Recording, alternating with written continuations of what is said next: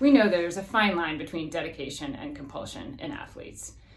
At Walden Behavioral Care, we have created the GOALS program to try to reduce some of the barriers to athletes seeking treatment for eating disorders. We know that historically, athletes have struggled with eating disorders more than the general public, but are much less likely to seek treatment. My name is Emily Slager. I'm the Assistant Vice President of Clinical Operations and the Director of the GOALS program at Walden Behavioral Care.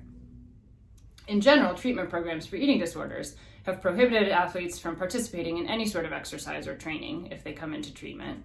There's a lot of stigma around exercise-related eating disorders and eating disorders in the athlete community and the sports world. There's a lack of awareness about eating disorders in the sports world in terms of coaches, trainers, other sport personnel. And frankly, the logistics of seeking treatment for an eating disorder when you're a competitive athlete are often very prohibitive. With the GOALS program, we've created something by athletes for athletes, hoping to reduce a bunch of these barriers and really help people navigate transitions and build identities outside of their eating disorder and outside of their sport. We've developed the 5 pillars of strength, which we use in our treatment program. It's an intensive outpatient program, and we've been running it virtually, which has, again, eliminated a barrier of scheduling and logistics for a lot of these very busy individuals.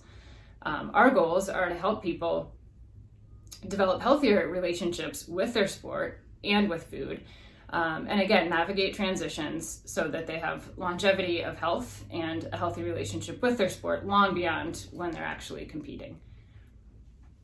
If you, a friend, a family member, an athlete that you work with is struggling with an eating disorder, please reach out and we're happy to help.